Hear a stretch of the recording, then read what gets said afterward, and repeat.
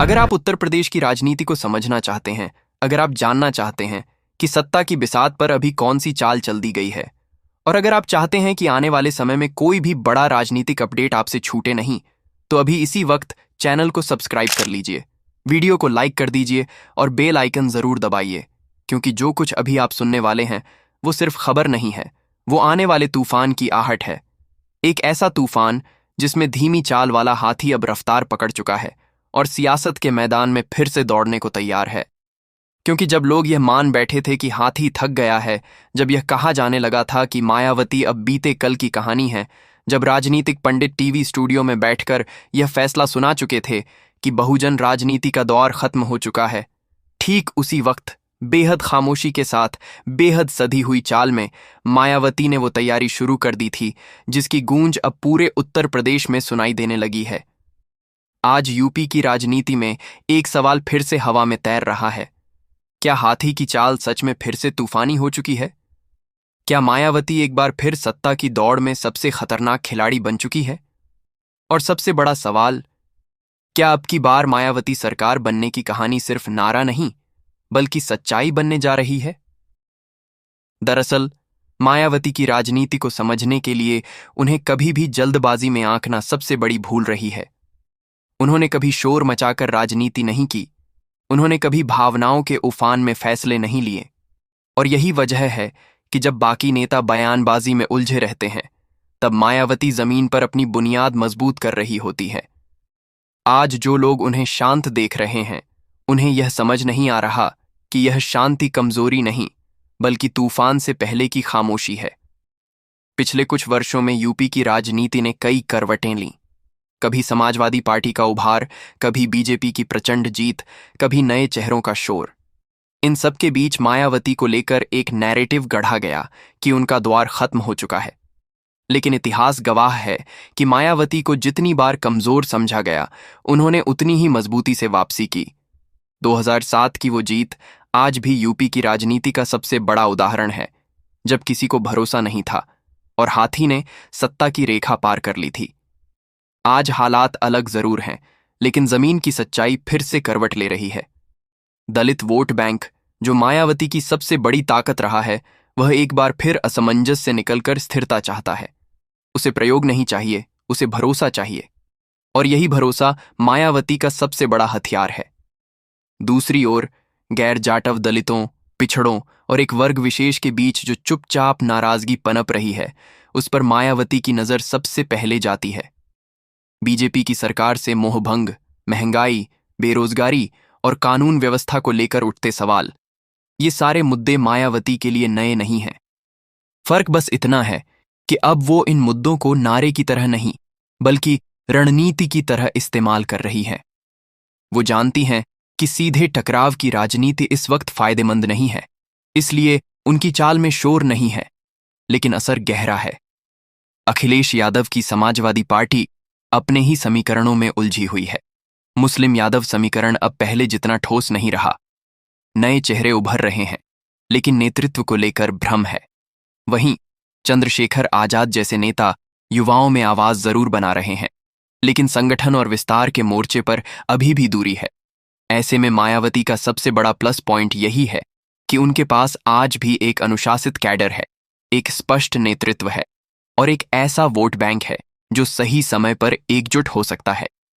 हाथी की चाल इसीलिए खतरनाक मानी जाती है क्योंकि वह अचानक दिशा नहीं बदलता, लेकिन जब चलता है तो जमीन हिलती है। मायावती की मौजूदा रणनीति भी कुछ ऐसी ही है। न ज्यादा बयान, न बेवजह का विवाद, न सोशल मीडिया पर शोर, लेकिन अंदर खाने बैठकों का दौर तेज है। पुराने नेताओं को फिर से सक्रिय किया जा रहा है, बूथ स्तर तक संगठन को खड़ा करने की कोशिश हो रही है। सबसे दिलचस्प बात यह है कि मायावती इस बार सिर्फ दलित राजनीति तक खुद को सीमित नहीं रखना चाहती। उनका फोकस एक बार फिर सर्वजन की राजनीति पर है। ब्राह्मण समाज से लेकर अन्य पिछड़े वर्गों तक वो एक ऐसा संदेश देने की कोशिश कर रही हैं कि बहुजन समाज पार्टी सिर्फ एक वर्ग की पार्टी नहीं बल्कि सत्ता में संतुलन लाने वाली ताकत है। यही रणनीति 2007 में काम आई थी और यही रणनीति अब नए सांचे में ढाली जा रही है।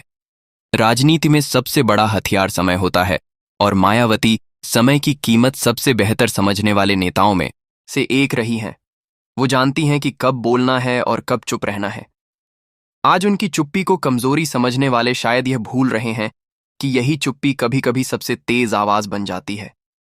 यूपी की जनता थकी हुई है वादों से, नारों से और आरोप प्रत्यारोप से। उसे एक ऐसी राजनीति चाहिए जो स्थिर हो, जो ज्यादा प्रयोग न करे और जो कम से कम उसे यह भरोसा दे कि सरकार 5 साल टिकेगी। और यही वो जगह है जहां मायावती खुद को सबसे मजबूत दावेदार के रूप में पेश कर रही हैं, बिना शोर के, बिना हंगामे के, लेकिन पूरी तैयारी के साथ। तो सवाल अब सिर्फ इतना नहीं है कि हाथी दौड़ेगा या नहीं। सवाल यह है कि जब हाथी दौड़ेगा तो सामने खड़े खिलाड़ी क्या उसके सामने टिक पाएंगे? क्या बीजेपी का मजबूत किला वैसा ही अभेद्य रहेगा? क्या समाजवादी पार्टी अपने बिखरते आधार को संभाल पाएगी? या फिर यूपी की राजनीति एक बार फिर उस मोड़ पर खड़ी है जहां इतिहास खुद को दोहराने वाला है? क्योंकि जब धीमी चाल अचानक तूफानी हो जाए तो उसे रोकना आसान नहीं होता। और यही वजह है कि सियासत के गलियारों में आज एक ही चर्चा है, हाथी फिर दौड़ने लगा है।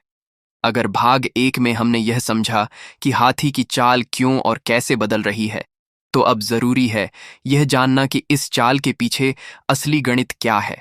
वो गणित जो टीवी डिबेट्स में नहीं दिखता, जो सोशल मीडिया के शोर में दबा रहता है, लेकिन चुनावी नतीजों के दिन वही गणित सत्ता तय करता है।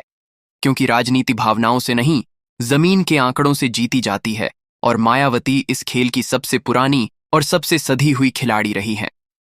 उत्तर प्रदेश की राजनीति में सबसे बड़ा भ्रम यह फैलाया गया कि दलित वोट बिखर चुका है।